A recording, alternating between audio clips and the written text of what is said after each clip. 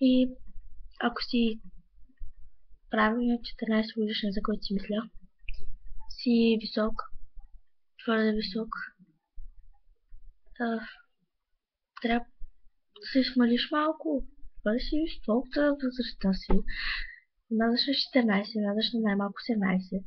Си някакъв мутант. Иначе си хубав. Имаш як характер. Трябва да излезем някой път.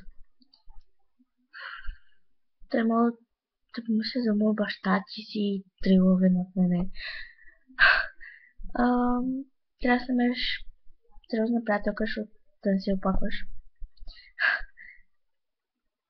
Трябва да пораснеш малко, защото не мядаш на 14 годишен. И да не ти я давам тайните. И не знам, нищо не мога да мисля, защото много ми се спи. Не знам, някъде пишеше май, че сме се обвързали, обаче не съм аз. Пак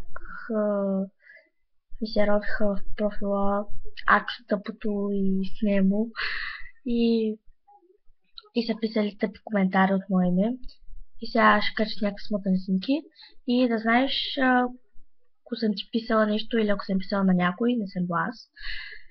Просто те само се кавлят с мене и ме намокриха цялата и цяла сутрин ме тормозят и ме хапят. И така.